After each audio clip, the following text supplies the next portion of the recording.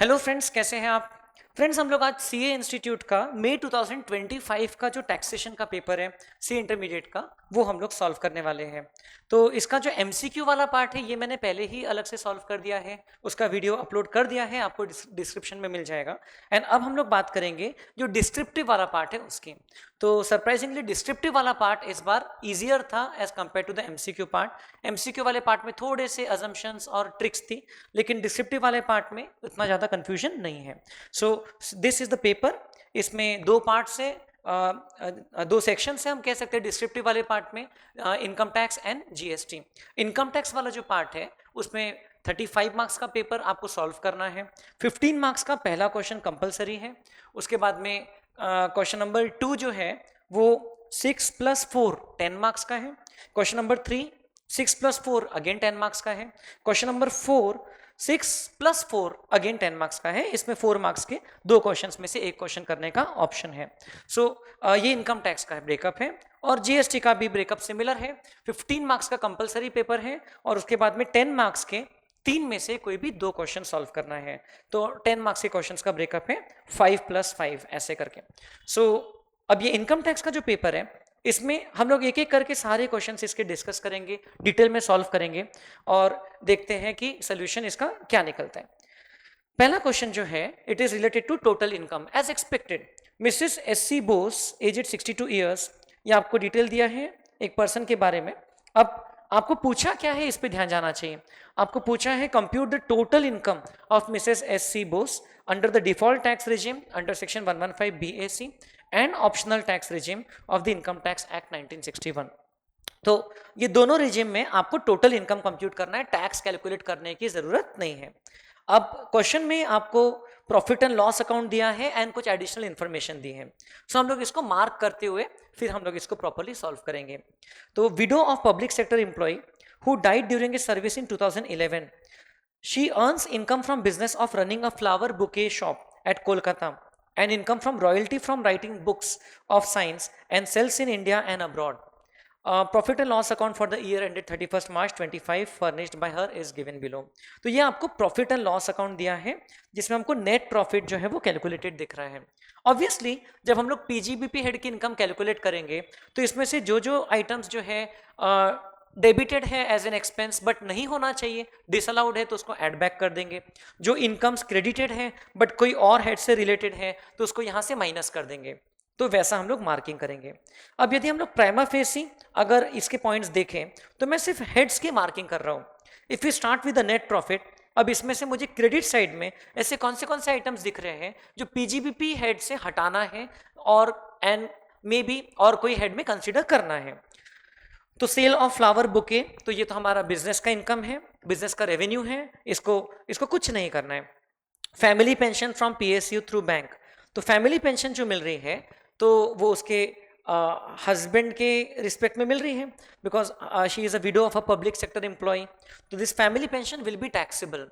अब सिर्फ कुछ ही केसेस में फैमिली पेंशन एग्जेम्प्ट होती है। अगर employee member of armed forces है, during the course of service death होती है, तो there are very few scenarios जहां पर वो एग्जेम्प्ट होती है फैमिली पेंशन। परमवीर चक्र अवार्डी रहा या ऐसा कुछ केस रहा तो normally it is taxable, but this is taxable as income from other sources. तो इसमें मैं बी कॉमा ओ लिख रहा हूं क्योंकि फैमिली पेंशन का इनकम ये आपके बिजनेस के इनकम में से माइनस हो जाएगा। नेट प्रॉफिट में इसका इफेक्ट अभी इंक्लूडेड है तो इसको हम लोग माइनस कर देंगे एंड अदर सोर्सेज हेड में इसको हम लोग चार्ज कर देंगे।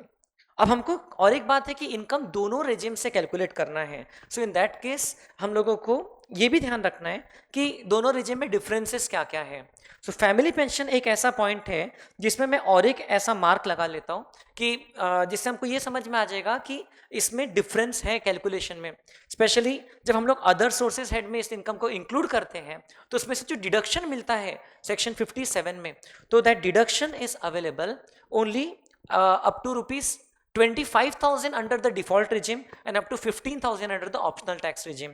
तो ये डिफरेंस हमारा बाद में जब हम लोग डिफॉल्ट टैक्स रिजिम से ऑप्शनल टैक्स रिजिम में इनकम को रिकम्प्यूट करेंगे तब काम में आएगा। Then royalty from California university for book sold foreign exchange brought into India, ₹4,25,000। अब आपको ड्यू डेट ऑफ रिटर्न तक के जितना फॉरेन एक्सचेंज इंडिया में लाया है उससे रिलेटेड ही आपको डिडक्शन मिलता है अंडर सेक्शन 80 QQB। तो ये royalty income in the first place तो आपकी टैक्सेबल रहेगी। अब इसको प्रोफेशनल इनकम बोल सकते हैं बिकॉज लिखा है business of running a flower bouquet shop and income from royalty from writing books. So this is taxable under the PGBP head. तो इसको हम लोग माइनस नहीं करेंगे, तो मैं बी नहीं लिख रहा हूं क्योंकि ये नेट प्रॉफिट में इसका इफेक्ट ऑलरेडी इंक्लूडेड है, लेकिन इसके बेसिस पर हमको डिडक्शन जरूर मिल सकता है under the optional tax regime under section 80 QQB। तो वो डिडक्शन के लिए हम लोग बाद में कंसिडर कर लेंगे। देन डिविडेंड इनकम, इसको हम लोग बिजनेस प्रोफेशन हेड से हटाएंगे और इसको हम लोग पहली बात तो dividend income net of TDS दिया है। डिविडेंड में सेक्शन 194 के हिसाब से TDS कटता है at the rate of 10%, means 4,50,000 is equivalent to 90%. So the taxable income would be the income including dividend. So as you can see, dividend income को हम लोग PGBP हेड से हटाएंगे और income from other sources head में taxable कर देंगे। Income from other sources head में हम लोग इंक्लूडिंग TDS जो अमाउंट आता है उसको ऐड करेंगे। Interest on FDR, fix deposit interest, no TDS deducted, तो इसका मतलब ग्रॉसिंग अप करने की जरूरत नहीं है, लेकिन ये भी हमारा बिजनेस हेड की इनकम नहीं है, तो बिजनेस हेड से हटा देंगे, माइनस कर देंगे और इनकम फ्रॉम अदर सोर्सेज में टैक्सेबल कर देंगे। और यदि आप ध्यान देंगे तो she is a senior citizen. Senior citizen को फिक्स डिपॉजिट इंटरेस्ट का 80 TTB में डिडक्शन मिलता है, तो मैं ऐसा मार्क लगा करके डी लिख रहा हूं क्योंकि ये डिडक्शन सिर्फ ऑप्शनल टैक्स रिजिम में मिलेगा, डिफॉल्ट टैक्स रिजिम में नहीं मिलेगा। सो ये हमको एडजस्टमेंट्स करना है। क्लोजिंग स्टॉक क्रेडिट क्या है, ओपनिंग स्टॉक डेबिट क्या है, this is as per your regular profit and loss, it is okay. Purchases debited है, ये बिजनेस का एक्सपेंस है, सैलरी एंड वेजेस बिजनेस का एक्सपेंस है। Expenses relating to the book authored by her, तो ये इस रॉयल्टी इनकम से संबंधित एक्सपेंस है, तो इसका भी डिडक्शन अलाउड रहना चाहिए बिकॉज ये हमारे प्रोफेशनल इनकम में से एक्सपेंसेस का डिडक्शन मिल जाता है। बट जब हम लोग ये डिडक्शन कैलकुलेट करेंगे अंडर सेक्शन 80 QQB, तो हम लोगों को ये भी ध्यान रखना होगा कि 75,000 का डिडक्शन हमने ऑलरेडी एक्सपेंसेस बोल करके ले लिया है। Then expenses in connection with dividends, तो मैं यहां पर वैसे तो एक्सपेंसेस रिलेटिंग टू बुक में स्टार लगा के डी लिख रहा हूं क्योंकि ये डिडक्शन लेते वक्त इस डिडक्शन का भी ध्यान रखना है। 80 QQB के डिडक्शन लेते वक्त एक्सपेंसेस का डिडक्शन ऑलरेडी ले लिया है, इस बात का ध्यान रखना है। Expenses in connection with dividends, तो पहली बात तो ये expenses income from other sources वाले इनकम से संबंधित है, तो ये बिजनेस हेड में से तो एड बैक हो जाएगा। अब ये डिविडेंड इनकम में से हम लोगों को सिर्फ इंटरेस्ट का डिडक्शन मिलता है, interest on loan borrowed for investing in the shares, तो ये एक्सपेंसेस का हमको डिडक्शन तो नहीं मिलेगा क्योंकि ये बस एक्सपेंसेस ऐसा लिखा है, ये कौन से एक्सपेंसेस है क्लैरिफाइड नहीं है। सो इसको हम लोग अदर सोर्सेज हेड में इसका डिडक्शन नहीं लेंगे। इनफैक्ट हम लोग इसके बारे में नोट लिख सकते हैं that no deduction is available in respect of any other expenses from dividend income. Repairs and maintenance, assuming कि बिजनेस से रिलेटेड है तो इसका डिडक्शन मिल जाएगा। Amount paid to IIT Chennai for scientific research projects, तो यदि हम लोग साइंटिफिक रिसर्च पर्पस के लिए IIT को डोनेशंस देते हैं तो उसका डिडक्शन सेक्शन 35 2AA में मिलता है 100%, बट वो डिडक्शन सिर्फ ऑप्शनल टैक्स रिजिम में मिलता है। तो अगर हम लोग डिफॉल्ट टैक्स रिजिम की बात करें तो ये डिडक्शन आपका डिसअलाउ हो जाएगा, मतलब कि इसको हमें एड बैक कर देना चाहिए और ऑप्शनल टैक्स रिजिम में हमें वापस से ये डिडक्शन क्लेम कर लेना चाहिए जब हम डिफॉल्ट से ऑप्शनल टैक्स रिजिम में शिफ्ट करेंगे। Computers and other electronic items 4,50,000 purchased on 1 December 2024, तो इसमें आपको डिडक्शन मिल जाएगा अंडर सेक्शन 32, डिप्रीसिएशन मिल जाएगा इस पे। पहली बात तो 4,50,000 इज कैपिटल एक्सपेंडिचर, पूरे अमाउंट को ऐड बैक कर देना चाहिए बिजनेस हेड में। अब उसमें डिप्रीसिएशन मिलेगा तो depreciation will be calculated and only for half year, half rate लगेगा क्योंकि 1 December को परचेज किया है, तो डिप्रिसिएशन कंप्यूटर्स वाले रेट का लगेगा unless something else information is given. Computers पे डिप्रिसिएशन का रेट रहता है 40%। अब ये आपको basic profit and loss account की मार्किंग मैंने आपको बता दिया। एडिशनल डिप्रिसिएशन का सवाल ही नहीं उठता है क्योंकि ये मैन्युफैक्चरिंग बिजनेस नहीं है। अब एडिशनल इन्फॉर्मेशन में हमको एक्स्ट्रा चीजें दी है। Purchases include ₹2 lakh relating to flowers and creepers directly purchase from a farmer in cash on 26 September। मतलब कि सिंगल डे में हमने कैश मोड से ₹10,000 से ज़्यादा का पेमेंट किया है। तो वैसे तो नॉर्मल कोर्स में सेक्शन 40A(3) के अंदर में डिडक्शन डिसअलाउ हो जाता है। This item is already debited in purchases, but क्योंकि हमने फार्मर से परचेस किया है, सो there is a rule 6DD जिसके अंदर में there are certain exceptions to cash payment even if it is above ₹10,000। तो दिस विल बी अलाउड। इसका मतलब कि इसका डिडक्शन हमारा डिसअलाउ नहीं होगा।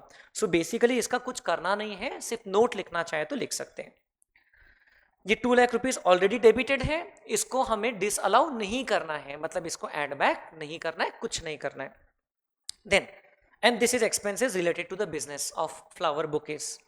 Repair and maintenance includes one time deposit of ₹2 lakh paid to electricity and water department.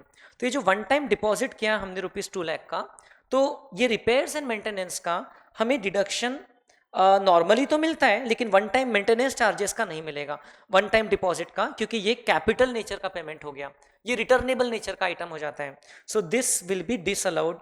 तो मैं बी लिख रहा हूँ। जो आपका रिपेयर एंड मेंटेनेंस का टोटल 3,25,000 डेबिटेड है, उसमें से 2 लाख रुपीज एड बैक हो जाएगा while computing your business income under both the regimes. Computer and other electronic items include ₹1 lakh paid for television and washing machine for her household use. तो इसका मतलब कि आपने जो पूरा कंप्यूटर एंड इलेक्ट्रॉनिक आइटम्स का अमाउंट डेबिट किया है, ये पूरा अमाउंट तो in the first place add back हो जाएगा, क्योंकि ये तो कैपिटल नेचर का एक्सपेंडिचर है। अब उसमें से 1 लाख अमाउंट पर्सनल नेचर के अप्लायंसेस आपने खरीदा है, तो उसमें आपको डिप्रिसिएशन नहीं मिलेगा। डिप्रिसिएशन जो है उसके लिए मैं बी लिख रहा हूँ, बिजनेस प्रोफेशन हेड में मिलेगा। Depreciation will be available only on the remaining 3,50,000 and that too on the rate applicable to computers, जो कि 40% रेट है। अदर इलेक्ट्रॉनिक आइटम्स के बारे में कुछ अलग से हमको वैल्यू ब्रेकअप दिया नहीं है। तो 3,50,000 पे डिप्रिसिएशन लगेगा, और वो भी लगेगा at the rate of 40% but for half year. तो वो हमको एक ध्यान रखना है। Then salary and wages include salary paid ₹2,40,000 to her illiterate brother. Reasonable salary as per market rate is ₹1,80,000। तो यहां पर अप्लाई हो जाएगा सेक्शन 40A(2) का disallowance, unreasonable payment made to relative और स्पेसिफाइड पर्सन। तो brother is definitely a relative under that clause. तो brother को आपने 60,000 एक्स्ट्रा सैलरी दिया है, जो कि इस सैलरी में डेबिटेड है, तो उसको हम लोग एड बैक कर देंगे to the extent it is unreasonable, ₹60,000 हम लोग एड बैक कर देंगे। Then she purchased a residential house in 110 lakhs, house in 110 lakhs for which loan of 75 lakhs was taken from SBI. तो उसने 110 लाख रुपीज में residential house खरीदा था। Accrued interest was 3,37,500 till 31st March 25, which was paid on 10th April 2025. तो अब house property head में interest accrue हो गया तो भी उसका डिडक्शन मिलता है। म्यूनिसिपल टैक्सेस के रिस्पेक्ट में है कि पेड होना चाहिए। No principal amount and interest was paid by Mrs S.C. Bose till 31st of March। मतलब कि उस ईयर में प्रिंसिपल रिपेमेंट कुछ भी नहीं किया है। ऑल राइट, सो इसका मतलब सेक्शन 80C का डिडक्शन कुछ भी नहीं मिलेगा ओल्ड रिजिम में। Ground floor of the house was use for shop, so now this changes the equation. ये जो आपका रेंट है, रादर ये जो इंटरेस्ट है, इसका एक पोर्शन शॉप के लिए यूज हो रहा है, और first floor was occupied for residence. मतलब कि हम लोग इंटरेस्ट के दो पार्ट्स कर देंगे। Half of the interest will be considered as business expenditure, जो कि ऑलरेडी आपके बिजनेस के P&L में डेबिटेड नहीं है। एक भी हमको इंटरेस्ट वाला डेबिट यहाँ पर दिख नहीं रहा है, तो वो हमको डेबिट अलग से लेना होगा। एंड दूसरा जो पोर्शन है half interest remaining, that is available as interest under house property head. But house property head में इंटरेस्ट का डिडक्शन सेल्फ ऑक्यूपाइड प्रॉपर्टी के लिए सिर्फ ओल्ड रिजिम में मिलता है। सो डिफॉल्ट टैक्स रिजिम में तो नहीं मिलेगा, सिर्फ ओल्ड रिजिम में मिलेगा। इंटरेस्ट का डिडक्शन मिलेगा, कितना मिलेगा हमको? इस पोर्शन का half. The maximum limit will be ₹2 lakh as you already know. तो वो हम लोग डिस्कस करेंगे जब हम लोग ओल्ड रिजिम में कन्वर्ट करेंगे तब। डिफॉल्ट रिजिम में हाउस प्रॉपर्टी हेड की इनकम नील ली जाएगी, because the first floor was used for her own residence. There is no deduction under section 24B allowed. She purchased an electric vehicle on 30th of September 2024 for rupees 25 lakhs for business purposes. अब ये electric vehicle के बारे में लिखा है, business के लिए खरीदा है. सो अब वैसे तो बहुत ज़्यादा महंगा एसेट है, खैर ठीक है, we should not go into the amount, क्योंकि उसका रेवेन्यू है 36 लाख्स, 25 लाख्स का व्हीकल खरीदा है. इस व्हीकल पे उसको मिल जाएगा depreciation under the PGBP head. Electric vehicle में एक सेक्शन 80 EEB का डिडक्शन मिलता है under the old regime, but वो इंटरेस्ट वाले पोर्शन पे मिलता है. इस केस में इंटरेस्ट नहीं है कुछ भी. This is electric vehicle purchased on 30th सितंबर. और सेक्शन 80 EEB में टाइम लिमिट भी था that it should have been purchased up to 31st March 2023. So ये तो डेफिनेटली बाद में खरीदा है 25 lakhs का, तो उस पर सिंपली डेप्रिसिएशन मिल जाएगा, वो भी नॉर्मल रेट पे जो कि व्हीकल्स पे लगता है, बिजनेस हेड का deduction. Then she sold 10,000 listed shares of SBCL Limited in rupees 11,66,000 on 11th December 2024, which were purchased in 2,65,000 on 16th August 2024. So you can see that the period of holding is hardly 4 months here, less than 4 months. STT was paid on purchase and sale. इसका मतलब it is a case of capital gain, क्योंकि ये listed equity shares है, STT paid लिखा है, इसका मतलब it will lead to short term capital gain under section 111A, जिसमें 23 जुलाई के बाद अगर ट्रांसफर किया तो रेट लगेगा 20%. खैर आपको टैक्स कैलकुलेशन तो नहीं पूछा है. इसके बारे में भी आपके पीएनएल में कुछ भी मेंशन नहीं है, तो इसको हम लोग अलग से कैपिटल गेन हेड में इंक्लूड करेंगे. सो ये चीज़ों को ध्यान में रखते हुए अब हम लोग प्रॉपर हमारा जो इनकम का कैलकुलेशन है वो स्टार्ट करेंगे. अब हमारे पास में मल्टीपल वेज है आंसर को प्रेजेंट करने के. सो मैं प्रीफर कर रहा हूँ कि हम लोग सारे एक समरी बना लें और हर एक हेड ऑफ इनकम का एक सेपरेट वर्किंग नोट बना लें. So computation of income under the default tax regime. So computation of income under the default tax regime ये पहले कर लेते हैं, और उसके बाद में हम लोग ऑप्शनल टैक्स रिजिम में उसको कन्वर्ट कर देंगे. Computation of total income of Mrs S.C. Bose for assessment year 25-26 under the default tax regime. Answer कैसे प्रेजेंट करना, मैं इसमें भी आपको पूरी हेल्प कर रहा हूं ताकि आप लोग नेक्स्ट एग्जाम के लिए जिसके लिए प्रिपेयर करो तो आपको बेनिफिट मिल जाए.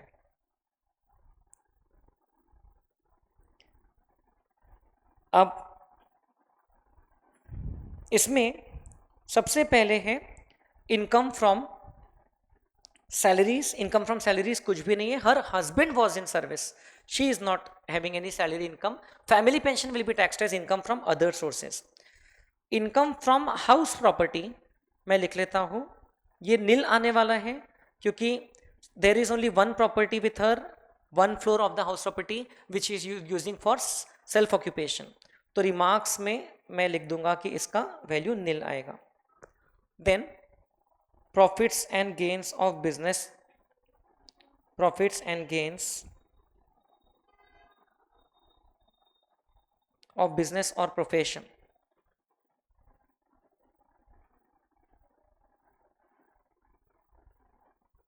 तो ये नोट नंबर 2 में आ जाएगा. इसका तो डिटेल नोट बनेगा बहुत बड़ा. देन तीसरा आएगा कैपिटल गेन्स, जिसमें 111A वाला शॉर्ट टर्म कैपिटल गेन आ जाएगा. चौथा आएगा इनकम फ्रॉम अदर सोर्सेस.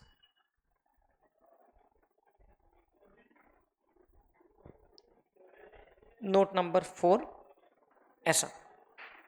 अब इसकी मदद से हमको मिल जाएगा gross total income, gross total income. And as you know ये ग्रॉस टोटल इनकम में से डिफॉल्ट टैक्स रिजिम में कुछ भी डिडक्शंस एज सच नहीं मिलेंगे, सिर्फ 2-3 ही डिडक्शंस मिलते हैं. 80 CCD2, 80 CCH2, 80 JJAA, जो तीनों यहाँ पर इस क्वेश्चन में एप्लीकेबल नहीं है.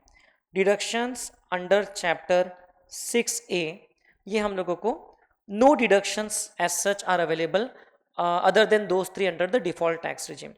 तो इससे हमको मिल जाएगा total income as per the default tax regime. एक बार ये नोट्स कंप्लीट हो जाती है तो फिर हम लोग यहाँ पर आके चीज़ों को अपडेट कर देंगे.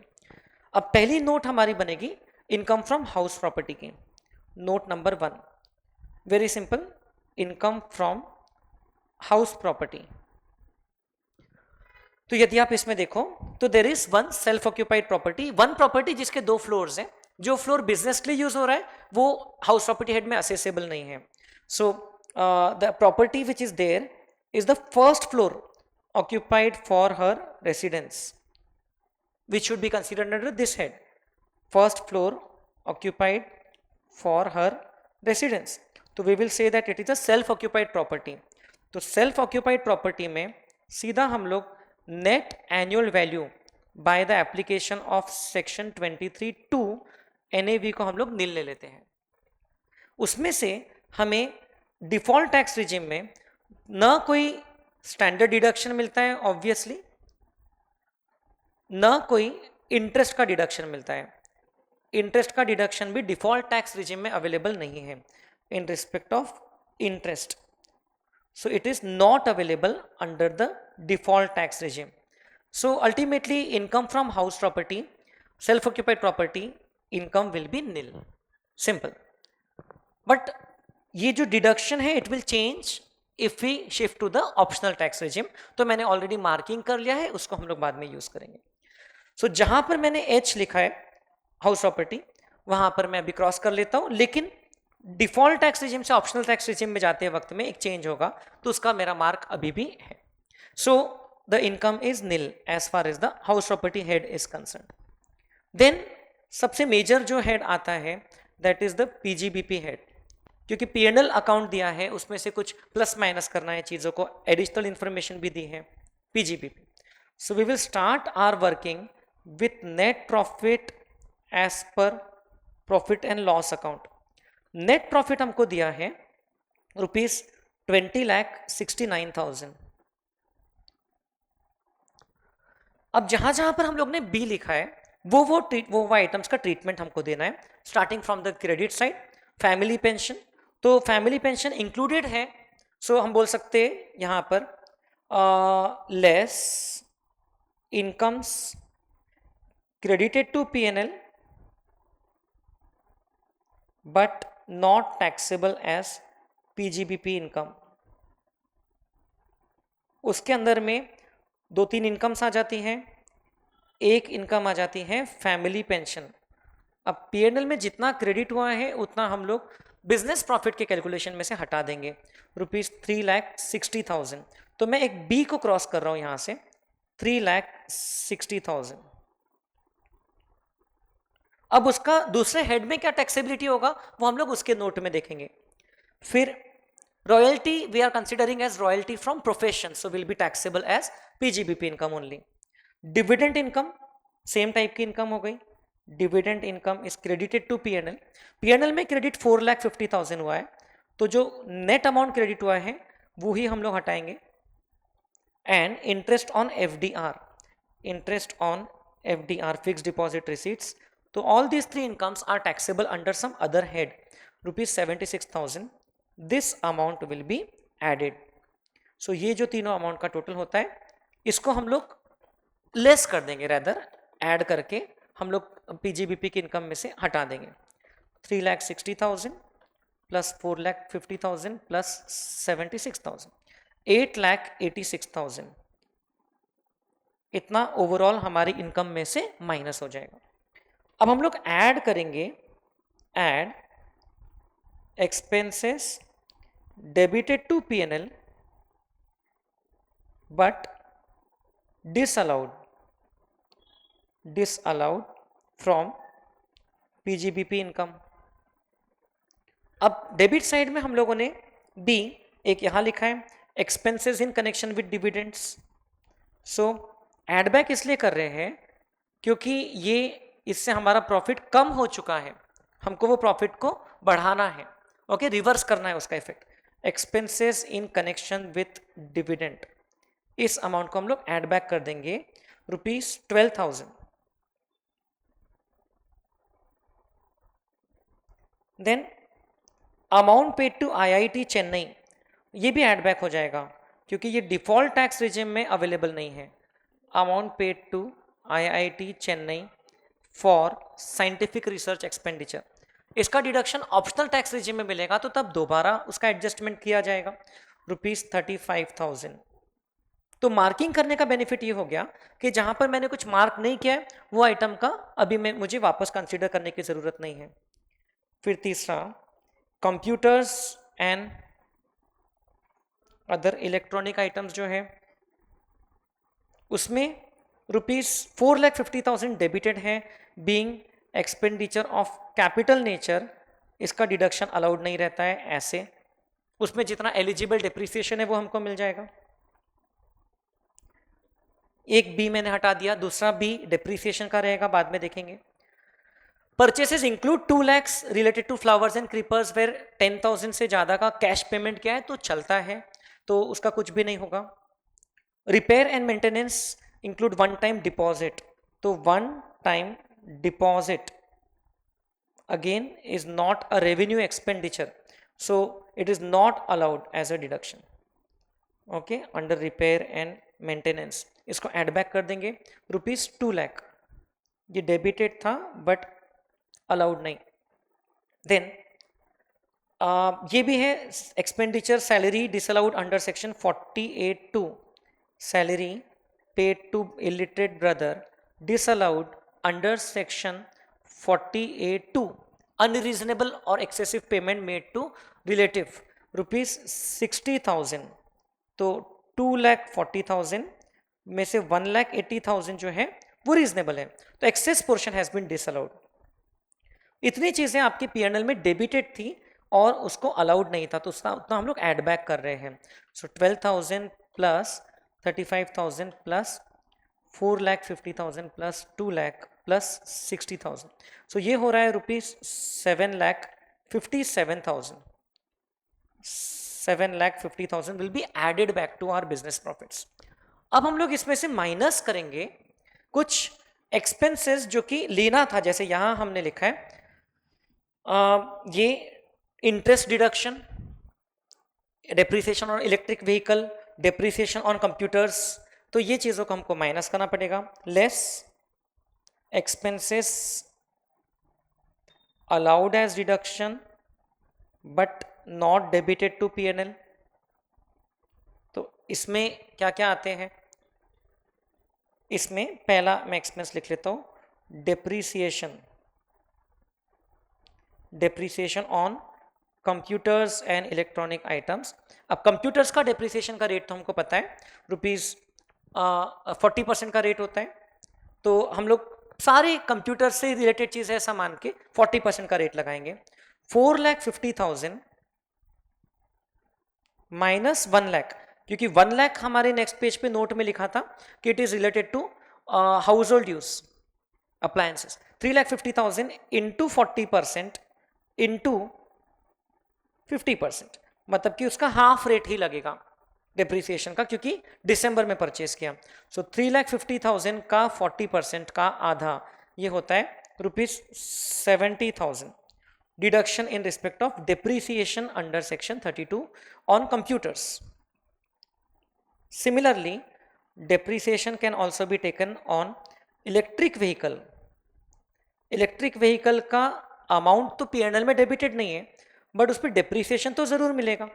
Depreciation on electric vehicle because it is being used for the purpose of business, 25 lakhs पे 15% लगेगा, क्योंकि इलेक्ट्रिक व्हीकल को 30th of September को खरीदा था। इसका मतलब it must have been put to use for more than 180 days। तो 25 lakhs का 15% विच इज 3,75,000, ये भी डिडक्शन मिल जाएगा। And interest in respect of property, interest on property loan. अब प्रॉपर्टी पे आपने लोन तो पूरी प्रॉपर्टी पे लिया था, तो टोटल इंटरेस्ट 3,37,500 है। अक्रूड इंटरेस्ट अक्रूअल बेसिस पे डिडक्शन मिल जाएगा।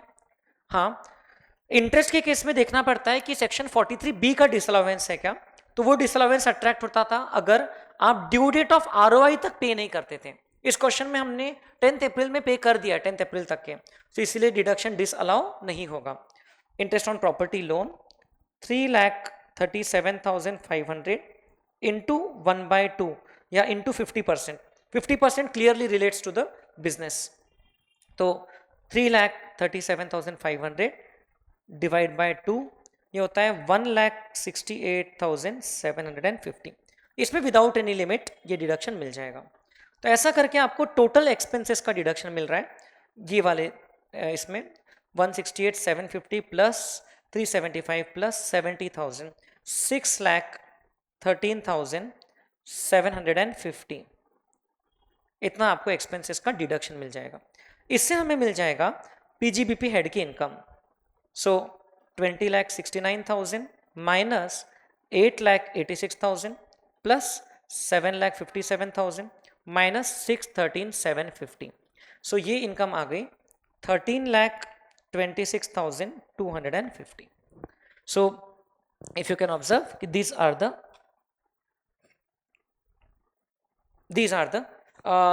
items which should be adjusted while calculating business income। अब जहां जहां पर हम लोग ने बी लिखा है वो चीजें एडजस्ट हो गई कि नहीं? यस। अब ये इनकम को हम लोग हमारे मेन फेस पे लिख सकते हैं 13,26,250। सो 13,26,250। अब बाकी के नोट्स तो बड़े सिंपल से रहेंगे। एक है कैपिटल गेन्स का नोट रहेगा, नोट नंबर 3 कैपिटल गेन्स। तो कैपिटल गेन्स में the asset transferred is listed equity share, we are assuming that it is equity share if nothing is given। तो बहुत सिंपल है, asset transferred is listed share on which STT has been paid। so period of holding हम लोग देखते हैं it is less than or equal to 12 months, therefore nature of asset हो गया short term capital asset।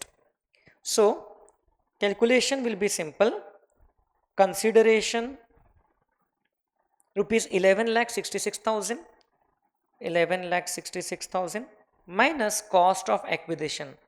even अगर ये long term gain रहता था तो भी ये कॉस्ट में से कोई इंडेक्सेशन तो नहीं मिलता है। So cost of acquisition rupees 2,65,000 इतना माइनस हो जाएगा। सो ये दोनों रेजिम में सेम कैलकुलेशन है। This is the short term capital gain taxable under section 111A।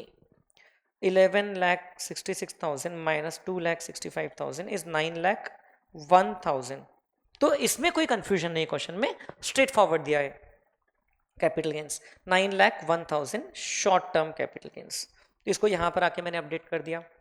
फिर income from other sources, note number 4 income from other sources, उसमें हम लोगों ने 3 जगह मार्क करके रखा है ओ। तो इनकम फ्रॉम अदर सोर्सेज में पहला आइटम आएगा family pension. So first income है family pension. Family pension rupees 3,60,000। तो 3,60,000 में से हमको कुछ डिडक्शन मिल जाता है under section 57। Deduction under section 57 उसका क्लॉज नंबर शायद 2A है, तो वो देख सकते हैं आप। Deduction under section 57 is the lower of A 1/3 of family pension, that is 1,20,000। And क्योंकि हम लोग डिफॉल्ट टैक्स रिजिम में हैं तो B fixed amount of rupees 25,000। Optional tax regime में 15,000 रहेगा। सो रुपीज 25,000 का हमको डिडक्शन भी मिल जाएगा, which ever is lower. 3,60,000 minus 25,000, तो ये इनकम हो जाती है 3,35,000 फैमिली पेंशन की इनकम। उसके अलावा और एक इनकम ऐड हो रही है अदर सोर्सेज हेड में, dividend income. So dividend income is taxable in the hands of the share holder. This is net of TDS 4,50,000। तो हमें ध्यान रखते हुए इसका ग्रॉसिंग अप करना है। 4,50,000 into 100 upon 90, grossing up amount, ग्रॉस्ड up amount is rupees 5 lakh. अब डिविडेंड में से हमको सिर्फ इंटरेस्ट ऑन लोन बोरोड का डिडक्शन मिलता है और कोई एक्सपेंसेस का डिडक्शन नहीं मिलता है। तो यहां पर जो एक्सपेंसेस दिया है, expenses in connection with dividends, इसका डिडक्शन अवेलेबल नहीं है। तो there will be no such deduction unless ये क्लियरली लिखा रहता था कि this is an item of interest paid. So this is not allowed from dividend income. So dividend income taxable हो जाएगी हमारे हाथ में ₹5 लाख। देन हमने और एक जगह ओ लिखा है which is interest on FD, जिसमें हमारा टैक्स डिडक्ट नहीं किया गया है, so that is not our problem. हमको जितना इंटरेस्ट मिला वो अमाउंट है टोटल इंटरेस्ट का। सो 76,000 इंटरेस्ट ऑन एफडीआर, सो हम लोग लिख लेंगे 76,000, दैट्स इट। इसका टोटल हो जाएगा हमारा income from other sources 3,35,000 plus 5 lakh plus 76,000, total हो गया ₹9,11,000। So total income from other sources 9,11,000। तो इसको भी मैं यहाँ पर आके अपडेट कर लेता हूँ। अब हमारे पास में ग्रॉस टोटल इनकम आ जाएगी और वही टोटल इनकम भी रहेगी 9,01,000 प्लस 9,11,000 प्लस 13,26,250। सो ये इनकम आ रही है 31,38,250। इस क्वेश्चन में टैक्स कैलकुलेशन नहीं पूछा है, पूछा रहता था तो हम लोगों को थोड़ा ध्यान रखना पड़ेगा। 111A पे स्पेशल रेट लगेगा और आखिरी में TDS का भी रिफंड मिलेगा। सो टैक्स कैलकुलेशन नहीं पूछा है। This is the total income as per the default tax regime under section 115 BAC। अब ये क्वेश्चन में हो सकता है कि इतना करके आपको से 10 मार्क मिल गए 15 मार्क के क्वेश्चन में से, अब या 12 मार्क मिल गए। अब हमको क्या करना है, अब हमें नोट नंबर 5 बनाना है विथ रिस्पेक्ट टू, या नोट भी नहीं बोले तो computation of income under the optional tax regime, computation of total income under the optional tax regime, मतलब कि regular tax regime, normal tax regime, if the assessee opts to shift out of the default tax regime. तो इसके लिए हमें पूरा काम दोबारा नहीं करना है, सिर्फ जो चेंजेस हैं उतनी चीजें हम लोगों को लिखना है। So if you can observe that we have already calculated the income as per the default tax regime. So I will start with the same. I will start with the same. Total income as per the default tax regime. मैं GTI भी ले सकता हूँ क्योंकि GTI और total income में कोई difference नहीं है। GTI as per default tax regime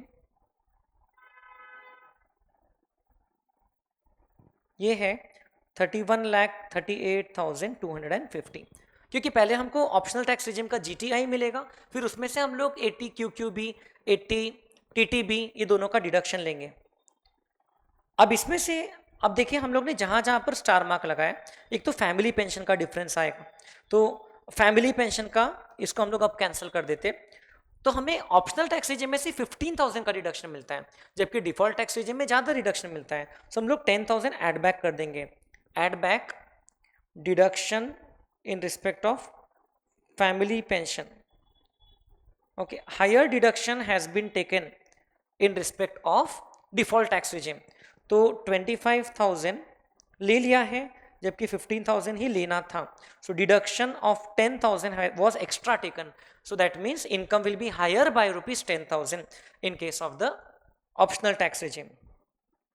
Then हमने और कहाँ पर स्टार लगाया, तो ये डिडक्शन से रिलेटेड है, ये भी डिडक्शन से रिलेटेड है, ये भी डिडक्शन से रिलेटेड है, तो इसको हम लोग बाद में डिस्कस करेंगे GTI के बाद।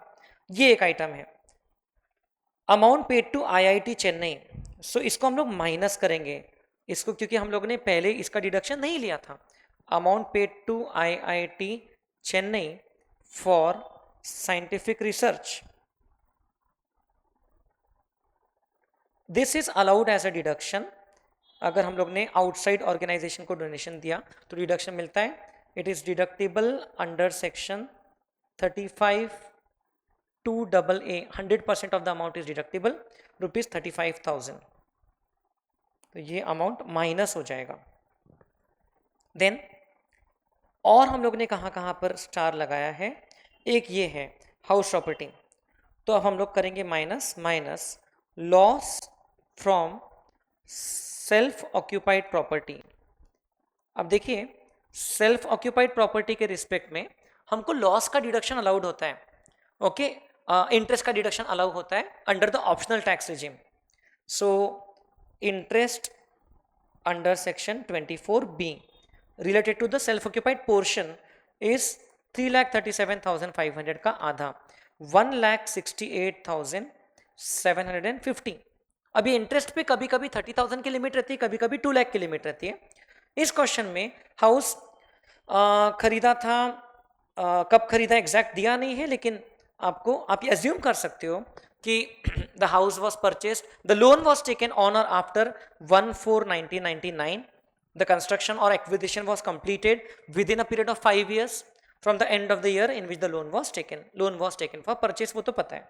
सो यहाँ पर 2 लाख की लिमिट लग जाएगी, ये पूरे इंटरेस्ट का आपको डिडक्शन मिल जाएगा, और ये इंटरेस्ट को, ये लॉस को, हाउस प्रॉपर्टी के लॉस को डिफॉल्ट ऑप्शनल टैक्स रिजिम में हम लोग और भी कोई हेड की इनकम के साथ सेट ऑफ कर सकते हैं up to a limit of ₹2 lakh. तो हमारे पास तो इसमें बाकी भी हेड्स की इनकम है, तो हम लोग उसमें से इसको एडजस्ट कर लेंगे क्योंकि हमारी बाकी इनकम्स जो है वो हायर स्लैब में टैक्स होने जा रही है, तो हम लोग कैपिटल गेन्स के जगह पर नॉर्मल जो टैक्स रेट वाली इनकम है उसमें से एडजस्ट करेंगे, loss from self occupied property.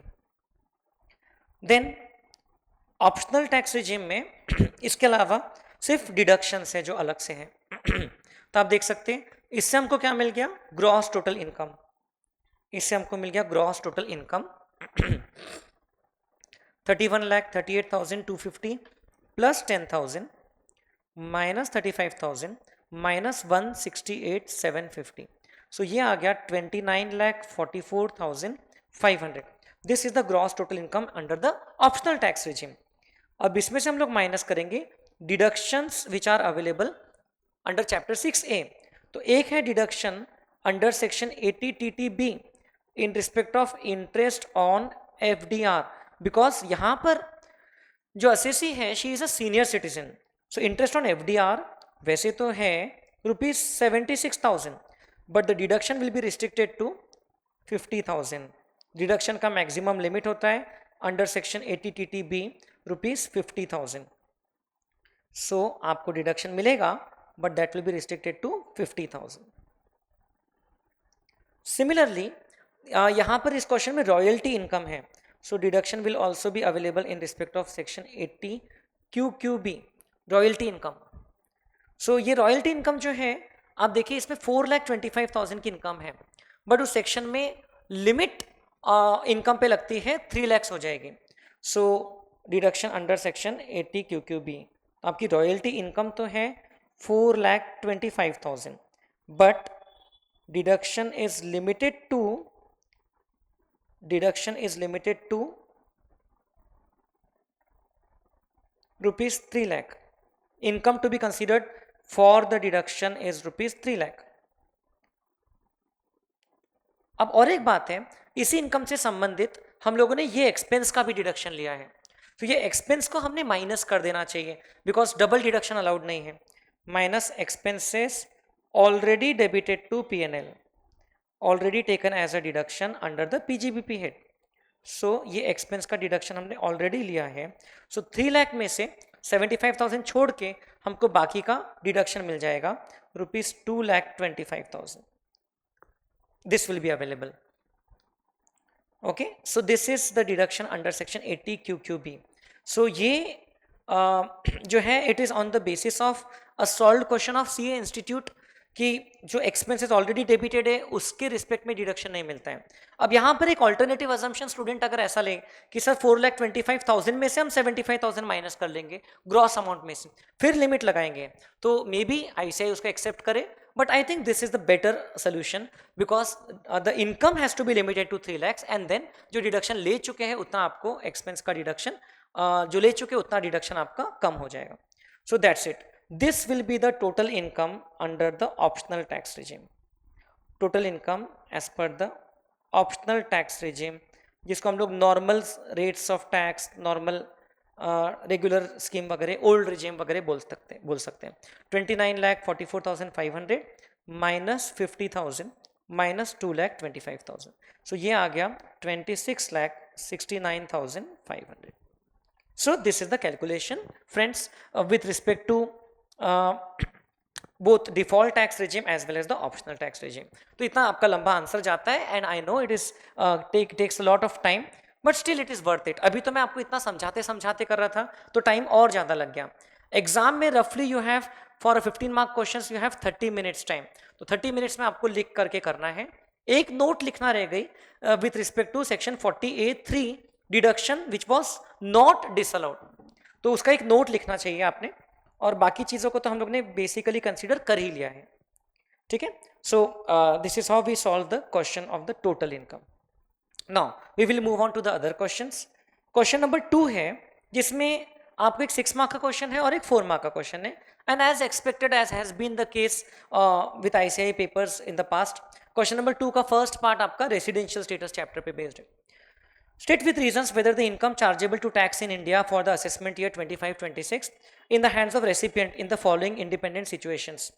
Mr. Mahesh received dividend of rupees 7 lakh declared and paid by a foreign company outside India. तो फॉरेन कंपनी ने इंडिया के बाहर पे किया, तो अगर इंडियन कंपनी डिविडेंड पे करती है तो it is deemed to accrue in India. Such dividend has been declared in respect of shares which derive their value substantially from the assets situated in India. तो भले ही वो shares की value substantially asset situated in India से आ रही है, but ऐसे shares को हम लोग मानते हैं the shares are deemed to be situated in India for the purpose of capital gain income, but for the purpose of dividend income ऐसा नहीं मानते हैं। इसके रिस्पेक्ट में ये सीबीडीटी ने एक क्लैरिफिकेशन भी इशू किया है पास्ट में। So he is a resident and not ordinarily resident in India, तो ये पर्सन RNOR है, तो RNOR के हाथ में नॉर्मली फॉरेन इनकम्स इंडिया में टैक्सेबल नहीं होती हैं, and this is a foreign income. तो ये मैं आपको पूरा लिख के नहीं दे रहा हूं, लेकिन इसमें आपको मेंशन करना पड़ेगा, dividend from a foreign company received outside India is a foreign income even though the shares derive their value from assets situated in India. And such foreign income, if received by a person who is resident but not ordinarily resident, would not be includable in his hands unless it is income from profession set up in India or from business controlled from India.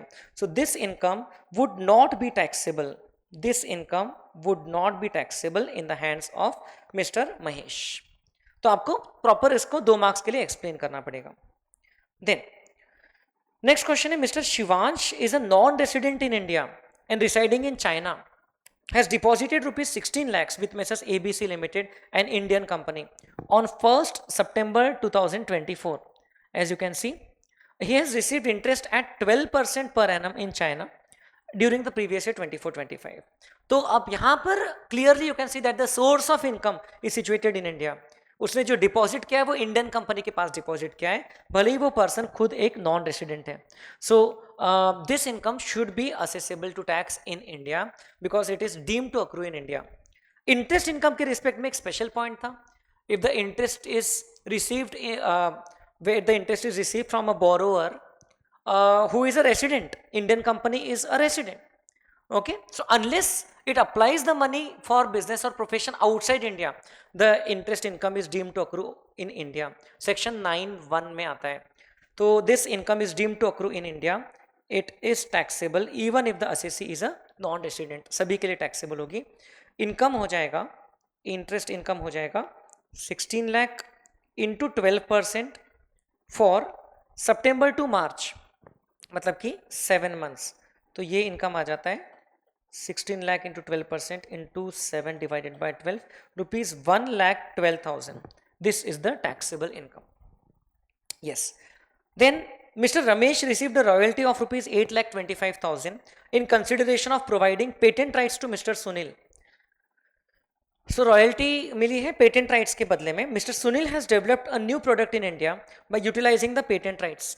30% of the royalty was received in India and 70% was received outside India. Mr. Ramesh and Sunil both have status of non-resident in India. भले ही दोनों person non resident है, but in case of royalty income again section 9(1)(6) या 9(1)(7) में covered है, that in respect of patent rights given against which royalty income is being received, the place of utilization of the rights is important and not the place where the service provider is located, not the place where the services are rendered, not the place where the income is received. So the place of utilization is important irrespective of territorial nexus. तो ये हम लोग ने पढ़ा है। So this is being utilized in India. Ultimately the receiver of the rights, the person utilizing the rights, recipient of the service is utilizing the rights in India. So therefore this amount would be taxable for Mr. Ramesh. It will be taxable for Mr. Ramesh, rupees 8,25,000. उसमें से 30 या 70% का portion नहीं, पूरा 8,25,000 taxable रहेगा as it is income deemed to accrue और arise in India. Then as expected again question number 2 में second part जो है 4 मार्क्स का आया है इस बार, टीडीएस से related. Discuss the relevant provisions of income tax act with respect to TDS and calculate the amount of TDS also okay in the following independent situations. तो 2 सिचुएशंस दी हैं, दोनों बोल सकते 2-2 मार्क के क्वेश्चन है। तो पहला question, marks pictures limited is a movie and short films production house having turnover of rupees 15.22 crores during the previous year 23-24. Solar Varanasi LLP also produces short films and clippings, and it has already produced a short film namely Mahakumbh on 16th of October 2024. Marks Picture Limited acquired television rights in consideration of rupees 52 lakhs from Solar Varanasi LLP. Both have valid PAN. तो pan है, इसका मतलब TDS higher वाले rate पे तो नहीं कटेगा। अब सवाल ये उठता है कि इन्होंने मार्क्स पिक्चर लिमिटेड यहाँ पर बायर है, उन्होंने क्या खरीदा है, उन लोगों ने ऑलरेडी प्रोड्यूस्ड शॉर्ट फिल्म जो है वो खरीदा है, उसके टेलीविजन राइट्स खरीदा है from solar Varanasi LLP.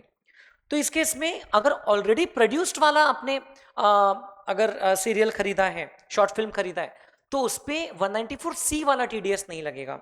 You can mention that section 194C is not applicable. In fact, TDS के चैप्टर में, ये TDS का जो चैप्टर है, एक मिनट मैं यहाँ पर खोल के आपको बताता हूँ। TDS के चैप्टर में there is this section 194C, उसके रिस्पेक्ट में एक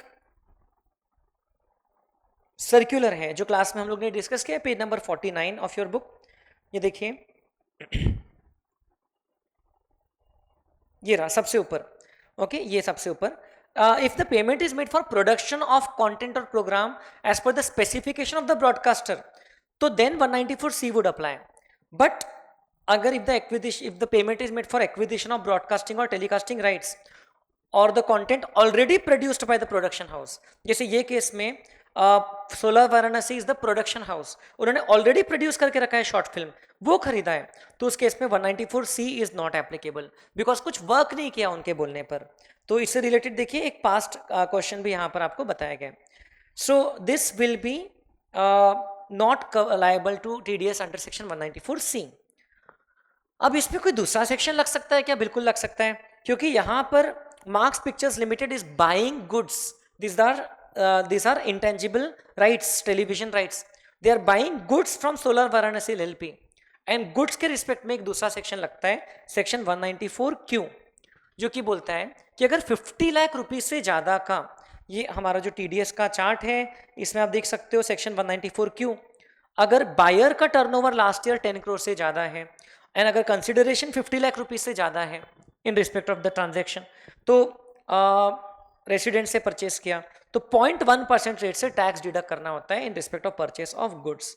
तो यस, सेक्शन 194 लगेगा क्योंकि यहां पर turnover is greater than 10 crore of the buyer and amount is greater than 50 lakhs amount of the rights purchased. So 194Q का TDS लगेगा। TDS will be applicable only on the portion in excess of 50 lakhs, that is 2 lakhs। 2 lakhs का 0.1% tax deduct होगा। सो 2 लाख का 0.1% होता है मात्र 200 रुपए। TDS under section 194Q will be applicable. Marks Pictures Limited will have to deduct tax under section 194Q at the rate of 0.1% on 2 lakh rupees. Then next question है, Mr. Mayank, a salaried individual, paid rent for his residential house at Mumbai to the house owner Mr. Nikhil in the following manner. सो ये salaried individual है तो इसको rent पे section 194I तो apply नहीं होगा, but section 194IB जरूर apply होगा, क्योंकि सेक्शन 194IB बोलता है कि अगर रेंट पर मंथ 50,000 से ज़्यादा है तो उसमें टैक्स डिडक्ट करना पड़ता है।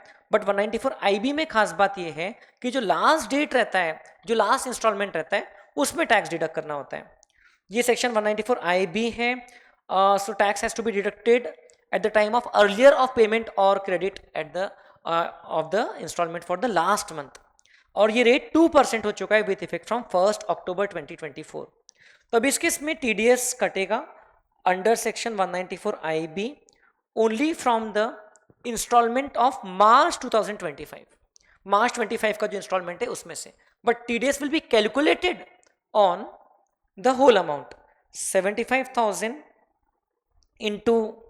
इंटू 6 मंथ्स करेंगे हम लोग, प्लस 1 लाख इंटू 6। टीडीएस ये पूरे अमाउंट पे 2% के रेट से कटेगा, क्योंकि 1 अक्टूबर ऑनवर्ड्स ये रेट 5% की जगह हो चुका है 2%, एज यू कैन सी। तो ये हो जाएगा 75,000 इंटू 6 प्लस 6 लाख, मतलब कि 10,50,000 का 2%, तो this is rupees 21,000 under section 194 IAB। So TDS रहेगा एप्लीकेबल 21,000, और ये 21,000 लास्ट मंथ के इंस्टॉलमेंट में से कटेगा, मीन्स लास्ट मंथ का जो नेट अमाउंट पे किया जाएगा that will B 1 lakh minus 21,000, that will B rupees 79,000। Alright, so this is the question number 2 done. इसमें 2-2 मार्क के टोटल 5 आइटम्स थे। देन क्वेश्चन नंबर 3 के आप देख सकते हो 2 पार्ट्स हैं, 3A which is 6 mark question and 3B which is a 4 mark question. So 3A हम लोग साथ में करते हैं। इसमें हमको पूछा क्या है वो देख लेते हैं। इसमें हमको पूछा है compute the total income of mister Sandeep for the assessment year 25-26 assuming he has opted out of the default tax regime, means हम लोगों को ओल्ड regime के हिसाब से कैलकुलेशंस करना है। सो देखते हैं। Mr. Sandeep, a manager in CTL Private Limited at Mumbai, furnishes the following information. So basic salary आपको दिया है फॉर द ईयर है, तो बेसिक सैलरी पूरे 12 महीने की लेंगे हम लोग मल्टीप्लाई करके। Then commission of 2,500 per month. A company owned accommodation is provided to him in Mumbai. Now this is the case of rent free accommodation, right. Furniture was also provided, तो furniture का हम लोग सीधा 10% पर एनम ले सकते हैं as the value of the perquisite. Accommodation का value हम लोगों को सैलरी के बेस पे निकालना होगा। Then he took a personal loan of rupees 3 lakhs on 1st September 24, on which interest at 7.75% per annum was charged by the company. The entire loan is still outstanding, and SBI rate of interest on 1st April 24 is 12.75%. मतलब it is a case of perquisite of concession in interest. But ध्यान दीजिएगा dates पे 1 सितंबर 24 को loan लिया है, तो इस साल में सिर्फ 7 मंथ्स के लिए ये लोन आउटस्टैंडिंग है, उस हिसाब से हमको कैलकुलेशन करना है। सो यहां तक कि दिख रहा है कि सैलरी हेड से संबंधित चीजें हैं। ओके, ये सारी चीजें सैलरी हेड से संबंधित हैं। उसके बाद की लाइन में हमें दिख रहा है mister Sandeep is the owner of a house property in Kolkata which he constructed during the financial year 16-17। The property consist of 4 identical units. तो आपको हाउस प्रॉपर्टी के बारे में लिखा है 4 identical units. He occupied 1 unit for his residence and 3 units were let out. तो ये self occupied property हो गया, बाकी 3 यूनिट्स जो थे वो थे let out at a rent of 20,000 per month per unit. तो ध्यान दीजिएगा municipal value is 9 lakh and the municipal tax was paid at 20% of municipal value. अब ये पूरी प्रॉपर्टी का है, इसका भी हमको ध्यान रखना है। Fair rent and standard rent are also given. One of the let out units was vacant for 6 months during the year. तो इसमें से एक लेट आउट यूनिट 6 मंथ्स के लिए वेकेंट है, तो हमको वहां पर हो सकता है वेकेंसी वाला पॉइंट ध्यान में रखना पड़ेगा, that if the property is vacant and because of vacancy the actual rent is lower than the reasonable expected rent, then we can take the actual rent as the GAV। तो ये unit का calculation हम अलग से कर लेंगे, ये 2 units का साथ में कर लेंगे, और सेल्फ ऑक्यूपाइड प्रॉपर्टी का अलग से कर लेंगे। हम लोग 3 कॉलम्स बना लेंगे। And interest on loan taken for the construction of the house is rupees 2 lakhs। तो interest for this year is rupees 2 lakhs, तो वो इंटरेस्ट का भी हम लोग अपोर्शनमेंट कर देंगे। कंप्यूट द टोटल इनकम, तो बड़ा सिंपल सा क्वेश्चन है। हाउस प्रॉपर्टी और सैलरी ये 2 हेड से संबंधित हैं, तो इसमें हम लोग अगेन चाहे तो एक सिंपल सा टेबल बना सकते हैं और फिर दोनों हेड्स का डिटेल में वर्किंग नोट बना सकते हैं। सो यहां पर मैं लिख रहा हूं कंप्यूटेशन ऑफ टोटल इनकम, क्योंकि आपको टोटल इनकम बोला गया है। क्वेश्चन नंबर 3 का ए वाला पार्ट कर रहा हूं मैं, क्वेश्चन नंबर 3 का ए वाला part, computation of total income of Mr. Sandeep for assessment year 25-26 under the optional tax regime if he opts to shift out of the default tax regime, क्योंकि वही हमको क्वेश्चन में बोला गया है। सो इस क्वेश्चन में ज़्यादा कोई टेंशन है नहीं, एज सच हमें कोई डिडक्शंस का भी आइटम नहीं दिखा। सो दो ही चीज़ें रहेगी, एक रहेगी इनकम फ्रॉम सैलरीज, जिसका हम लोग पूरा डिटेल्स नोट नंबर 1 में दे देंगे। This note is also very much a part of our answer. And दूसरा रहेगा इनकम फ्रॉम हाउस प्रॉपर्टी, इसका कंप्यूटेशन नोट नंबर 2 में कर देंगे। That's it. इससे हमको मिल जाएगा gross total income A plus B, और फिर हम लोग उसमें से चैप्टर 6A डिडक्शंस कुछ है तो वो माइनस कर देंगे, जो कि है नहीं। इस क्वेश्चन में प्रिंसिपल रिपेमेंट के बारे में कुछ नहीं लिखा है, वरना सेक्शन 80C में डिडक्शन मिलता था। As you can see principal repayment के बारे में कुछ नहीं लिखा है, और सीधा इससे हमको मिल जाएगा टोटल इनकम। तो अब हम लोग एक एक करके नोट बनाएंगे। पहले हम लोग सैलरी का नोट बनाएंगे। Note number 1, income from salaries. So इसमें भी ज़्यादा चीज़ें हैं नहीं, इजीली हो जाएगा।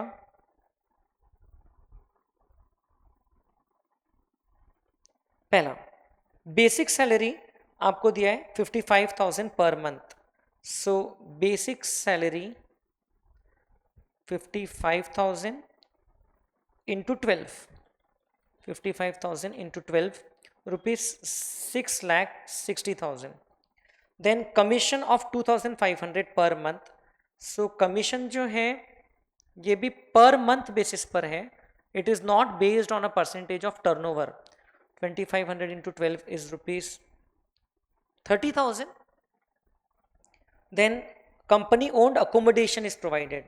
सो हम लोग बोलेंगे value of rent free unfurnished accommodation, क्योंकि फर्नीचर का हम लोग अलग से ऐड कर रहे हैं। Value of rent free unfurnished accommodation. अब इसमें इस क्वेश्चन में ज़्यादा कॉम्प्लिकेशंस तो है नहीं, मुंबई शहर में प्रोवाइड किया है एंड कंपनी ओन्ड है, क्लियरली लिखा है। So calculation for Mumbai we can assume that the population as per 2011 census was more than 40 lakhs. So the valuation would be 10% of salary. Salary for the purpose of rent-free accommodation valuation includes basic salary, includes all taxable allowances, includes all taxable monetary payments, bonus, commission, all types of commission. So DA तो है नहीं, DA forming part रहता था तो include होता था। So it does not include the perquisites, जैसे furniture costing 2,40,000 was provided, ये इंक्लूड नहीं होगा सैलरी में फॉर दैट पर्पस। ये जो कंसेशन इन इंटरेस्ट दिया ये भी इंक्लूड नहीं होगा।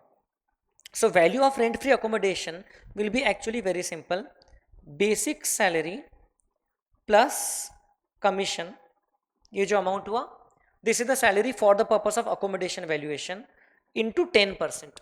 पहले ये 15% था, लेकिन 1 सितंबर 2023 से ये 10% हो चुका है। तो 6,90,000 into 10%, it is clearly 69,000 rupees. So value of rent-free unfurnished accommodation provided by the employer in Mumbai. So इसलिए हम लोग ने ये मान लिया कि मुंबई में तो हाईएस्ट वाला रेट लगेगा, वरना 3 स्लैब्स हैं, 5%, 7.5% and 10% depending on the population. And then as you can see उसके बाद में है furniture, value of furniture provided. अब फर्नीचर सेल नहीं किया है, फर्नीचर ट्रांसफर नहीं किया है, आपको लिखा है furniture has been provided to the assessee, और ये कॉस्टिंग 2,40,000 है, मतलब एम्प्लॉयर के द्वारा ओन्ड होगा, रेंटेड नहीं है। सो 2,40,000 into 10% per annum. So valuation for furniture will be 24,000। अगर कुछ रेंट रिकवर करते थे तो वो माइनस भी होता था। एंड फिर परक्विजिट हो जाएगा, perquisite in respect of concession in interest on loan, concession in interest on loan. So अब इसको हम लोग डायरेक्टली भी कैलकुलेट कर सकते हैं, क्योंकि इस क्वेश्चन में लोन आउटस्टैंडिंग है आखिरी तक के। इसका मतलब कि वो लोन पे हमको मंथली इंटरेस्ट कैलकुलेट करने की जरूरत नहीं है। 12.75% SBI रेट है एंड 7.75% एम्प्लॉयर ने चार्ज किया है। So loan amount is rupees 3 lakhs, 3 lakh into 12.75% minus 7.75% into 7/12, क्योंकि 7 महीने तक के ही ये लोन आउटस्टैंडिंग है। 1 सितंबर से 31 मार्च गिनोगे तो 7 महीने होता है। इसको थोड़ा सा डिटेल में भी लिख सकते हो आप। Interest chargeable as per SBI rate निकाल लिया, minus interest charge by the employer निकाल लिया। सो मैं डायरेक्ट कर रहा हूँ, तो ये आ जाएगा 3 lakh into 5% into 7 divide by 12, so this will B ₹8,750। तो इससे हमको मिल जाएगा ग्रॉस सैलरी। इस क्वेश्चन में और कोई सैलरी से संबंधित और कुछ इंफॉर्मेशन नहीं दी है हमको, जितनी चीजें थी सारी हमने कंसिडर कर लिया। इसको हम लोग बोलेंगे gross salary 8750 plus 24,000 plus 69,000 plus 6,90,000, so 7,91,750। इसमें से मिल जाएगा standard deduction from salary under section 16(1)(a), because we are under the optional tax regime, तो स्टैंडर्ड डिडक्शन मिलेगा 50,000। तो ये 7,91,750 माइनस 50,000, ये अमाउंट हो गया 7,41,750। This will be the net income from salary taxable in the hands of mister Sandeep, 7,41,750। I hope you all understood this. And then we will also calculate the income from house property. So income from house property, note number 2, इसमें हम लोग क्या करेंगे, हम लोग 3 अलग अलग columns बना लेंगे। एक यूनिट 1 हम बोल सकते हैं which is self occupied, house property का एक यूनिट तो सेल्फ ऑक्यूपाइड है। फिर यूनिट 2 जिसमें हम लोग बोल सकते हैं late out but vacant for 6 months, एक यूनिट वेकेंट है। और फिर यूनिट 3 and 4 ये साथ में, तो ये 2 यूनिट से 50% पोर्शन हो गया। This is let out through out the year. Okay, ऐसे 3 कॉलम्स बना करके हम काम करेंगे तो इजी हो जाएगा। अब ज़्यादा कुछ टेंशन नहीं है, ऑप्शनल टैक्स रिजिम में है हम लोग, तो सेल्फ ऑक्यूपाइड प्रॉपर्टी के रिस्पेक्ट में भी हमको डिडक्शन मिलता है। अब इसमें we will start with the information given. हमको रीजनेबल एक्सपेक्टेड रेंट लगता है, उसको हम एक्चुअल रेंट से कंपेयर करते हैं। हमको रीजनेबल एक्सपेक्टेड रेंट के लिए इंफॉर्मेशन दी है म्यूनिसिपल वैल्यू की। म्यूनिसिपल वैल्यू ₹9 लाख है म्यूनिसिपल वैल्यू, तो ये सेल्फ ऑक्यूपाइड प्रॉपर्टी में मैटर नहीं करता है। यहाँ हो जाएगा 9 लाख का 25% या 9 लाख का 1/4 बोल सकते हैं हम लोग for the let out portion, और यहाँ पर 9 लाख का 2/4 क्योंकि यहाँ पर 2 यूनिट्स हैं। This is 4,50,000 and this will B 2,25,000। Municipal value को हम लोग कंपेयर करते हैं फेयर रेंट के साथ में और बाद में स्टैंडर्ड रेंट के साथ में। तो fair rent, standard rent, these things don't matter in case of self occupied वाला प्रॉपर्टी। फेयर रेंट आपको पूरी प्रॉपर्टी का दिया है ₹7,50,000, पहले फेयर रेंट दिया है, तो 7,50,000 का 1/4 ये होता है 1,87,500 एंड 7,50,000 का 2/4 होता है 3,75,000। अगर ये तीनों यूनिट्स का पूरा रेंट हमें मिला रहता था तो हमें अलग अलग कैलकुलेशन नहीं करना पड़ता था। देन स्टैंडर्ड रेंट 8,50,000 है, तो स्टैंडर्ड रेंट तो ज़्यादा है लेकिन म्यूनिसिपल वैल्यू और फेयर रेंट में से जो ज़्यादा है उससे कम है, तो स्टैंडर्ड रेंट से फ़र्क पड़ेगा। 8,50,000 डिवाइड बाय 4 होता है 2,12,500 एंड 8,50,000 इंटू 2/4 होता है 4,25,000। इसकी मदद से हमको मिल जाता है reasonable expected rent. Reasonable expected rent self occupied वाले पोर्शन में उसका कोई मीनिंग नहीं है, इसलिए मैं डैश कर रहा हूँ। Reasonable rent is higher of municipal value और fair rent but not more than standard rent. So standard rent से ज़्यादा नहीं है, तो स्टैंडर्ड रेंट पे रिस्ट्रिक्ट हो जाएगा 2,25,000 but restricted to 2,12,500। Even for unit 3 and 4 it will be restricted to 4,25,000। इसको हम लोग कंपेयर करेंगे विथ एक्चुअल रेंट रिसीव्ड और रिसीवेबल। एक्चुअल रेंट के बारे में हमको इन्फॉर्मेशन दी है 20,000 पर मंथ पर यूनिट, तो हमको एक्चुअल रेंट ये वाली यूनिट के लिए तो मिला सिर्फ 6 महीने के लिए, ₹1,20,000, और ये 2 यूनिट्स हैं, इसमें 12 महीने का मिला है। सो मैं लिख रहा हूँ 20,000 इंटू 12 फॉर 2 यूनिट्स, तो ये एक्चुअल रेंट मिला है 4,80,000। Now gross annual value as far as the self occupied property is concern, उसका तो कोई एनएवी ही नील रहेगा, but gross annual value for unit 2 which is let out but vacant for 6 months as was given will be equal to the actual rent, because अगर आप देखो यदि actual rent पूरे 12 महीने का मिलता था, so it would have been 2,40,000, it would have been higher than the reasonable expected rent. So as per application of section 23(1)(c the actual rent is taken as the gross annual value, and यहां पर भी it is nothing but the higher of D and E which is ₹4,80,000। So actual rent को हम लोग ने GAV बना लिया। Gross annual value में से हम लोग माइनस करते हैं municipal taxes paid by the owner, municipal taxes paid by the owner. तो ये अगेन सेल्फ ऑक्यूपाइड प्रॉपर्टी वाले पार्ट में मैटर नहीं करता है। It is 20% of municipal value और पेड लिखा है क्लियर कट, सो इसका डिडक्शन मिल जाएगा। म्यूनिसिपल टैक्सेस विल बी 2,25,000 का 20%, ये पोर्शन के लिए 2,25,000 का 20% विच इज 45,000, तो इसका डिडक्शन मिल जाएगा।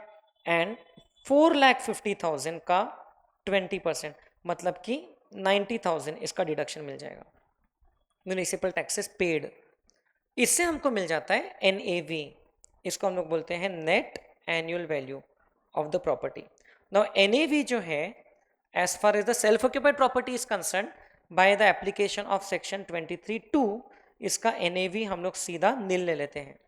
And as far as this is concern, this is equal to GAV minus municipal taxes paid, so this is 75,000 and 4,80,000 minus 90,000 is ₹3,90,000। NAV में से हम लोग माइनस करेंगे standard deduction under section 24A which is at the rate of 30%। Calculation is simple, 30% of NAV. So obviously for self-occupied it will be nil. For unit 2 it will be 75,000 into 30%, 22,500. For unit 3 and 4, 3,90,000 into 30%, 1,17,000। उसके बाद में हम लोग लेंगे interest deduction under section 24B। Interest के बारे में आपको लिखा है total interest for the house is ₹2 lakhs, तो 2 lakhs का आपको 1/4 यहां मिल जाएगा 50,000। क्योंकि हम लोग ऑप्शनल टैक्स रिजिम में हैं तो इंटरेस्ट का डिडक्शन मिल सकता है for self occupied property, but 50,000 is subject to a condition that the loan was taken on or after 1/4/1999। तो ठीक है, it was constructed during 16-17, तो लोन तो बाद में लिया होगा। Second, the loan should have been taken for construction, and third, वो तो लिखा ही है, and third the construction should have been completed within 5 years from the end of the financial year in which the interest was in which the loan was taken, which is a reasonable assumption. तो फिर 2 lakhs का limit मिल जाएगा, वरना 30,000 का limit लगता है। तो अभी ये हम लोग पूरा इंटरेस्ट का डिडक्शन 50,000 का ले लेंगे। अब 2 lakhs का जो रिमेनिंग 1/4 है यहाँ मिल जाएगा 50,000, और 2 lakhs का जो 2/4 पोर्शन है मतलब कि हाफ, ये 1 lakh यहाँ मिल जाएगा। लेट आउट वाले पोर्शन में तो इंटरेस्ट डिडक्शन पे कोई लिमिट नहीं लगती है। That's it, this will give us the income और loss from house property. As you can see this is the loss of 50,000, फिर ये 75,000 माइनस 72,500, सिर्फ 2,500 रुपये की इनकम आई है, and 3,90,000 minus 1,17,000 minus 1 lakh, so this is 1,73,000. now definitely we can do intra head adjustment। House property का जो loss है उसको आप ये वाली इनकम में से एडजस्ट कर सकते हो, तो आपको आपका नेट इनकम मिल जाएगा। Net income from house property is 1,73,000 plus 2,500 minus 50,000, so it is ₹1,25,500। so this will be the income from house property। I hope you all understood। इसमें कुछ भी आपको डाउट है तो आप बता सकते हो। सो नेट इनकम आ गई 1,25,500। तो यहाँ लिख लेता हूँ मैं 1,25,500, इसमें 741 750 ऐड कर दिया, 8,67,250, ये ही हमारा टोटल इनकम हो जाएगा. There is no other deduction which is available. All right, so this is the answer to question number 3A. Yes, तो अभी हम लोग नेक्स्ट क्वेश्चन की तरफ जाएंगे, क्वेश्चन नंबर 3B. तो जिसमें हमको लिखा है discuss the taxability with reason in the hands of the recipient for the assessment year 25-26. तो ये काफ़ी इजी क्वेश्चन दिख रहा है. इसमें गिफ्ट से संबंधित आपको पूछा है. Mister Ram received a sum of ₹5 lakh from his father on Ram's wedding anniversary. तो वैसे तो वेडिंग एनिवर्सरी पे गिफ्ट मिला तो टैक्सेबल होता है, बट फादर से मिला, सो रिलेटिव से मिला, therefore it is not taxable under section 56(2)(10 because it is received from relative. This is a plain vanilla question. Then Mr. Govind sold his house property to Mrs. Radha for ₹1,25 lakhs, whereas the value determined by Stamp Valuation Authority was ₹1,75 lakhs. तो इस case में दो चीजें होगी. Taxability in the hands of Govind, हम लोग गोविंद का जब कैपिटल गेन निकालेंगे तो हम लोग consideration under section 50C 1,75 lakhs लेंगे, because it is more than 110% of the actual consideration. बाकी कॉस्ट वगैरह का डिटेल्स तो नहीं दिया है. And in the hands of missus Radha इसका जो कैलकुलेशन होगा, क्योंकि मिसेज राधा को 175 lakhs की स्टैम्प ड्यूटी वैल्यू की चीज 125 lakhs में मिली है, so the difference is ₹50 lakhs. This difference will be taxable in the hands of Mrs. Radha under section 56(2)(10 because clearly the difference in respect of immovable property is more than, दो चीजें देखते हैं हम लोग, more than 50,000 and it is more than 10% of consideration. इस case में consideration यदि आप देखो तो 1,25 lakhs है, उसका 10% तो सिर्फ 12,50,000 होता है, जबकि यहाँ पर डिफरेंस तो 50 lakhs का है. So this will be taxable in the hands of missus Radha. And the last one, miss Augusta got a gift of car worth ₹7 lakh from her friend on her wedding anniversary. तो gift of car है, इसीलिए this will be not taxable, क्योंकि हम लोगों ने class में discuss किया है मूवेबल प्रॉपर्टी की गिफ्ट पे तभी टैक्स लगता है अगर वो इनमें से कोई प्रॉपर्टी में आती है. बस 10 पीछे, bullion, jewellery, archaeological collections, shares, drawings, work of art, then sculptures और पेंटिंग्स. तो इसमें से कोई चीज में आती है तो ही मूवेबल प्रॉपर्टी की गिफ्ट पे टैक्स लगता है, अदरवाइज मूवेबल प्रॉपर्टी के गिफ्ट पे टैक्स नहीं लगता है. So this one is not taxable. Very easy question 4 marks के लिए. सो वैसे तो हम लोग ने 35 मार्क्स का पेपर ऑलरेडी सॉल्व कर लिया है, बट अगर कोई स्टूडेंट क्वेश्चन 2 या 3 की जगह पर क्वेश्चन 4 करना चाहता है तो ये क्वेश्चन 4 है, जिसमें आपको एक क्वेश्चन 6 मार्क्स का दिया है, इसको हम लोग 4 का ए वाला पार्ट बोलेंगे, और फिर 4th बी वाला जो पार्ट है उसमें ऑप्शन है, थियरी क्वेश्चन है, या तो पहला कर सकते हो या तो दूसरा कर सकते हो. सो मैं 4th का ए वाला पार्ट पूरा सॉल्व करके बता रहा हूँ. ये question it seems to be related to set off and carry forward of losses. Again, compute the total income if you exercises the option to shift out of the default tax regime. मतलब again you have to do the calculation as per the optional tax regime. Also state the losses eligible to be carried forward. So हम लोग एक एक चीज को mark कर लेंगे head wise. पहला, loss from future and option, this is a business loss. तो फ्यूचर एंड ऑप्शन को हम लोग नॉन स्पेकुलेटिव बिजनेस एक्टिविटी मानते हैं, क्योंकि it is carried on through proper through CTT paid transaction, okay, through stock exchange. So business loss है ये, non speculative. इसको हम लोग बिजनेस इनकम में से एडजस्ट जरूर कर सकते हैं. 75,000 का बिजनेस लॉस है. अगला ही पॉइंट है प्रॉफिट फ्रॉम रेस्टोरेंट बिजनेस, तो इसमें से हम लोग बिजनेस लॉस को एडजस्ट कर सकते हैं. फ्यूचर एंड ऑप्शंस का जो लॉस है वो स्पेक्यूलेटिव बिजनेस लॉस नहीं है, तो business income. Share of profit in partnership firm messrs XLN company 19% share 38,000 rupees. तो अभी 19% शेयर दिया है, सो उससे कोई फर्क नहीं पड़ता है. Share of profit is exempt under section 10(2)(a. Then income from salary computed ₹3,15,000, मतलब जो डिडक्शन लेना था स्टैंडर्ड डिडक्शन वगैरह वो ले चुके हैं. सो this is salary income. Salary income में से बिजनेस लॉस छोड़ के और कोई भी लॉस सेट ऑफ हो सकता है. Interest on loan paid for self occupied house property 1,75,000. Principal amount paid 1,20,000, principal amount का डिडक्शन मिल जाएगा अंडर सेक्शन 80C, और जो सेल्फ ऑक्यूपाइड प्रॉपर्टी का इंटरेस्ट पे किया है उसका डिडक्शन मिलेगा generally under section 24B under the head income from house property. इससे आपका हाउस प्रॉपर्टी हेड में लॉस हो जाएगा, और वो लॉस को हम लोग कोई भी और इनकम में से एडजस्ट कर सकते हैं, वेदर वो सैलरी इनकम रहे, चाहे बची कुछ बिजनेस इनकम रहे, चाहे कैपिटल गेन्स रहे। शॉर्ट टर्म कैपिटल गेन 82,000, तो ये कैपिटल गेन हो गया। लॉन्ग टर्म कैपिटल गेन 1,10,000, ये भी कैपिटल गेन हो गया। कैपिटल लॉस 68,000, तो long term capital loss can be set of only against long term capital gain. वैसे आपका 112A वाला लॉन्ग टर्म कैपिटल गेन है जो कि 1,25,000 के अंदर है, बट वो इनकम में जरूर इंक्लूड होता है, तो हम लोग इसको इसमें से सेट ऑफ करेंगे। Then his wife received a salary of 2,40,000 from partnership firm XLN company where she is an accountant. She does not have any professional qualification related to accounting. तो आपको यहां पर दिख रहा है XLN कंपनी का ऊपर भी रेफरेंस था जिसमें असेसी का 19% शेयर है, और ऐसे पार्टनरशिप फर्म से उस असेसी की वाइफ को सैलरी मिल रही है without professional qualification related to accounting. तो ये क्लब होती थी in the hands of the assessee अगर उसका इस पार्टनरशिप फर्म में सब्सटैंशियल इंटरेस्ट रहता था तो, बट यहां पर सब्सटैंशियल इंटरेस्ट के लिए कंडीशन है कि एटलीस्ट 20% प्रॉफिट शेयर रहना चाहिए। सो यहां पर सिर्फ 19% प्रॉफिट शेयर है, सो देयरफॉर क्लबिंग नहीं होगी, there will be no clubbing of the wife's income in the hands of mister Sanju, no clubbing under section 64(1)(2).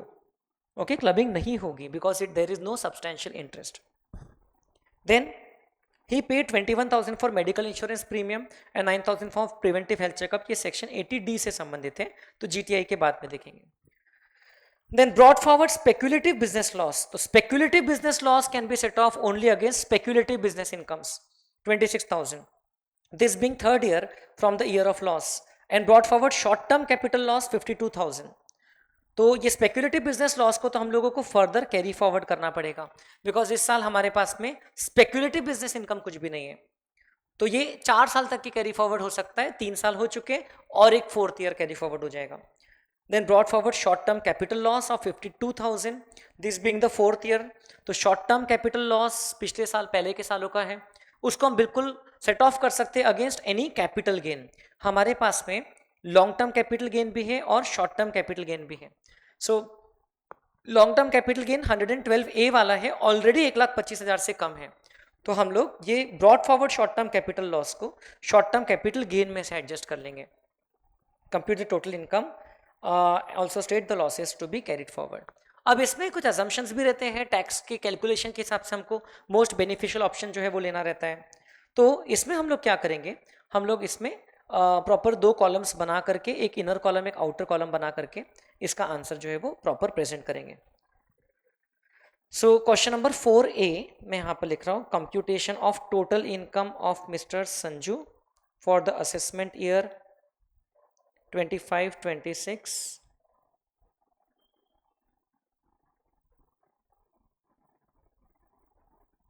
as per the optional tax regime, as per the optional tax regime, because ऐसा आपको question में लिखा हुआ है। Optional tax regime रहने के कारण house property के लॉस में फर्क पड़ रहा है, बाकी कोई, और फिर ऑब्वियसली ATC और ATD के डिडक्शंस भी मिल रहे हैं because it is the optional tax regime opted to shift out. So we will start with the first given item which is business loss. अब उसको हम लोग बिजनेस इनकम में से एडजस्ट करेंगे, तो चलिए हम लोग लिख लेते हैं। सबसे पहले सैलरी इनकम भी लिख सकते हैं, सैलरी इनकम ₹3,15,000 भी लिख सकते हैं। चलिए मैं सैलरी इनकम ही लिख लेता हूँ, हेड वाइज चलते हैं। इनकम फ्रॉम सैलरी कंप्यूटेड है, इनकम फ्रॉम सैलरी, तो इसमें से स्टैंडर्ड डिडक्शन नहीं लेना है दोबारा। ₹3,15,000 इनर कॉलम में लिख लेंगे, इसमें से हम लोग loss from house property adjust कर देंगे, minus loss from self occupied house property. House property head का लॉस ऑप्शनल टैक्स रिजिम में दूसरे हेड्स के साथ सेट ऑफ हो सकता है अप टू ₹2 लाख। तो loss from self occupied property in respect of interest deduction under section 24B। So as you can see ये इंटरेस्ट डिडक्शन पे तीसरी बार क्वेश्चन आ गया। 1,75,000 assuming that other conditions are being satisfied, other conditions for rupees 2 lakh limit are being satisfied। तीन conditions है, the loan should have been taken on or after 1499, should have been taken for construction or acquisition, and such construction or acquisition should be completed within a period of 5 years from the end of the year in which the loan was taken। So interest deduction, ये interest deduction के कारण loss हो जाएगा और वो loss income from salary में से adjust हो सकता है। ये लॉस को आप चाहते तो आप और भी कोई इनकम में से एडजस्ट कर सकते थे, such as restaurant business income या शॉर्ट टर्म कैपिटल गेन्स, लेकिन कोई फर्क नहीं पड़ता है because short term capital gains भी नॉर्मल स्लैब रेट से टैक्स होता है और जो स्पेशल रेट वाली इनकम है वो तो 1,25,000 से कम है, तो उसमें तो कोई टैक्स वैसे भी नहीं लग रहा है। सो ये एडजस्ट कर लिया आपने, तो आपका नेट इनकम फ्रॉम सैलरी बचता है 3,15,000 माइनस 1,75,000 रुपीज 1,40,000, राइट। देन ये दोनों चीजों को हमने कंसीडर कर लिया। फिर हाउस प्रॉपर्टी हेड के रिस्पेक्ट में हमने यहीं पर उसका मेंशन कर दिया, तो दोबारा यहां मैं नहीं लिख रहा हूं। अब फिर मैं लिख रहा हूं business income, profit from restaurant business, profit from restaurant business, restaurant business, तो ये प्रॉफिट है 2,21,000। This is a non speculative business. Non speculative business के प्रॉफिट पे वैसे भी कोई रिस्ट्रिक्शन नहीं है। नॉन स्पेक्युलेटिव बिजनेस में से तो हम लोग नॉन स्पेक्युलेटिव बिजनेस का लॉस तो सेट ऑफ कर ही सकते हैं। So minus loss from activity of future and options, business loss है ₹75,000, loss from future and options F&O का लॉस ₹75,000, इसको हम लोग नॉन स्पेक्युलेटिव बिजनेस लॉस मानते हैं। अब इसके अलावा पीजीबीपी हेड से संबंधित और कोई आइटम है नहीं, नीचे एक प्रॉफिट है, सॉरी स्पेक्युलेटिव बिजनेस का लॉस है जिसको हम लोग कैरी फॉरवर्ड करने वाले अलग से टेबल में आ जाएगा। So this will be the end of the calculation for business income. 221 minus 75, 1,46,000 is our business income. Then capital gains head में देखेंगे तो कैपिटल गेन हेड में दो तीन चीजें दिख रही है। कैपिटल गेन्स, एक है short term capital gain of 82,000, उसमें से हम लोग broad forward short term capital loss minus कर लेंगे। Short term capital gain of ₹82,000 minus broad forward short term capital loss of ₹52,000। इसको हम लोग 8 ईयर्स तक कैरी फॉरवर्ड कर सकते थे, ये तो 4th ईयर ही है, तो ये आपका शॉर्ट टर्म कैपिटल गेन आ गया ₹30,000, ये बाहर आ गया। फिर दूसरा है long term capital gain under section 112A। वैसे तो ये खुद ही 1,10,000 है, तो इसमें से आप लॉस एडजस्ट नहीं भी किए तो इस पर कुछ टैक्स नहीं लगने वाला है, 125 से कम है, बट इसमें से हम लोग long term capital loss available है तो उसको एडजस्ट कर लेते हैं। in practical life you would have better carried it forward, so ₹68,000 हम लोग इसमें से माइनस कर देंगे, ₹68,000 लॉन्ग टर्म कैपिटल लॉस। इस लॉन्ग टर्म कैपिटल लॉस को हम शॉर्ट टर्म कैपिटल गेन में से एडजस्ट नहीं कर सकते। 1,10,000 माइनस 68,000 इज इक्वल टू 42,000, तो 42,000 का ये गेन इनकम में तो जरूर ऐड होगा, ये 112A वाला, लेकिन उस पर टैक्स कुछ नहीं लगेगा, आपको टैक्स कंप्यूटेशन तो पूछा ही नहीं है। Then income from other sources कुछ है नहीं, है ना। फिर हम लोग लिखना चाहें तो share of profit from partnership firm, share of profit from partnership firm हम बोल सकते हैं it is exempt, it is exempt under section 10(2)A, ये टैक्सेबल नहीं रहेगा। Then even we will have to comment कि इनकम ऑफ वाइफ जो है, सैलरी इनकम ऑफ वाइफ, वो क्यों नहीं हम क्लब कर रहे हैं, वो भी हमको कमेंट करना पड़ेगा, because there is no substantial interest in that partnership firm of the assessee, right. अब इससे हमको मिल जाएगा gross total income, this will give us the gross total income 140 plus 146 plus 72,000, 3,58,000, this is the gross total income of the assessee, comprising of one special income as well. इसमें long term capital gain 112A वाला है जो कि special income है। सो 3,58,000 is the gross total income. इस gross total income में से हम लोग डिडक्शंस लेंगे चैप्टर नंबर 6A के जो अवेलेबल हैं minus chapter 6A deductions. Chapter 6A में कौन से डिडक्शंस अवेलेबल हैं आप देख सकते हो, हमने मार्क किया। एक है section 80C in respect to principal amount of housing loan. तो सेक्शन 80C का deduction principal repayment of housing loan, इसका डिडक्शन मिल जाएगा। इसमें लिमिट होती है 1,50,000 बट ये पेमेंट ही 1,20,000 है। और फिर एक डिडक्शन मिल जाएगा in respect of section 80D।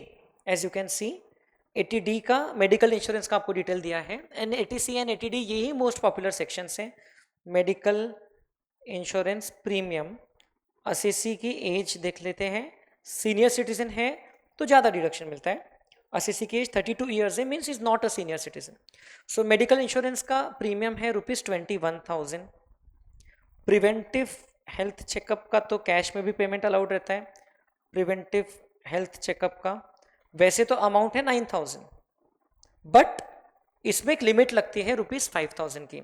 Preventive health checkup 9,000, maximum allowed in respect of preventive health checkup is equal to ₹5,000।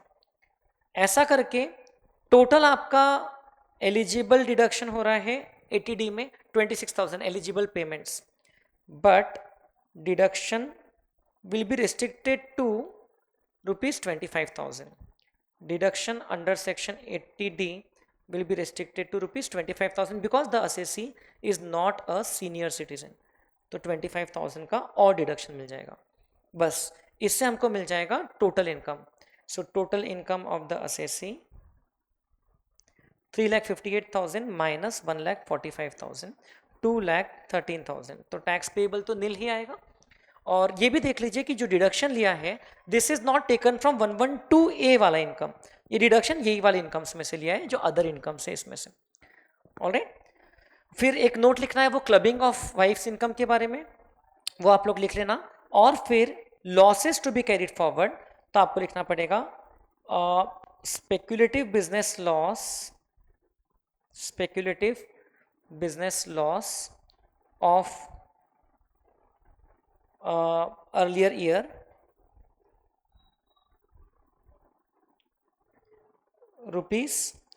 ₹26,000 is to be carried forward to assessment year 2026-27. this will be the last year. अब इस question में मैं कुछ comments कर रहा हूं, आप लोग ध्यान से सुन लीजिए। वैसे तो आपका टैक्स पेबल नील आ रहा है, यदि आप ये लॉसेस को सेट ऑफ नहीं करते थे, जैसे कि loss from self occupied property, तो इसको आप कैरी फॉरवर्ड कर सकते थे। आपकी इनकम अगर ज्यादा भी रहती थी, अगर इनकम आपकी से अप टू 5 लाख रुपीस आप रखते थे, तो फिर भी आपको रिबेट वगैरह के बाद में आपका टैक्स पेबल नील आता था। So you could have taken the benefit of carrying forward those losses. जैसे कि ये वाले लॉस को आप चाहते तो कैरी फॉरवर्ड कर सकते थे, इसको सेट ऑफ करके कोई फायदा नहीं मिला क्योंकि वैसे ही ये इनकम 125 से कम है। ये वाले लॉस को भी आपने सेट ऑफ कर लिया, चाहते तो आप कैरी फॉरवर्ड कर सकते to the next assessment year, क्योंकि आपकी इनकम अगर 52,000 से बढ़ भी जाती थी तो ये आपकी इनकम 5 लाख के तो सफिशिएंटली अंदर होती थी। देखिए 2,13,000 प्लस 52,000 प्लस 68,000 प्लस 75,000 प्लस 1,75,000, अगर ये सारे लॉसेस सेट ऑफ नहीं करते थे तो हमारी इनकम 5,83,000 हो जाती थी। फिर तो टैक्स पेबल कुछ आता था, तो हम उतने ही लॉसेस भी अगर सेट ऑफ करते थे जितना कि जरूरी है तो उससे काम हो जाता था। Intra head set of mandatory है, ये करते थे, लेकिन जो बाकी के जो हम लोगों ने ब्रॉड फॉरवर्ड लॉसेस को सेट ऑफ किया है तो उसमें हमारे पास में ऑप्शन था। जैसे कि ये इंटर हेड सेट ऑफ भी है, इसमें ऑप्शन था we could have carried forward certain portion of this loss, still हमारा टैक्स पेबल नील आता था। तो this is the answer to question number 4A friends. अब नेक्स्ट दो क्वेश्चंस थियरी क्वेश्चन से based on return of income and PAN वाला chapter. State the persons who are required to apply for the allotment of PAN under section 139A1 of the income tax act mention the time limit for making such application. So who are the persons who are required to apply for allotment of PAN? तो आप देख सकते हैं ये हमारे PAN वाले part में theory में दिया हुआ है, ये देखिए.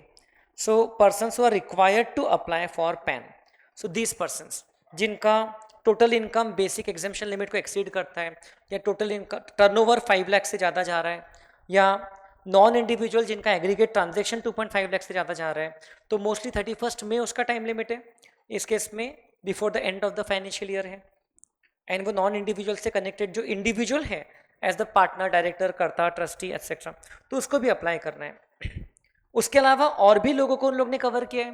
Person who is making aggregate of cash deposits of more than 20 lakhs, at least 20 lakhs during the year, तो उसको अप्लाई करना है. कैश विड्रॉल ऑफ 20 lakhs और मोर, और person who intends to open a current account और cash credit account with a bank.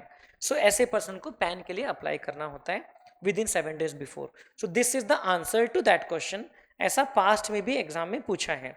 Okay, जुलाई 2021 में, मई 2019 में. तो it is much N expected question. जो थियरी क्वेश्चन है तो हम बोल सकते हैं कि ये तो एक्सपेक्टेड वाले ही चैप्टर में से आया है. And specify all the documents in which quoting of Aadhaar number is mandatory under section 139AA. Also explain to whom the provisions of 139AA does not apply.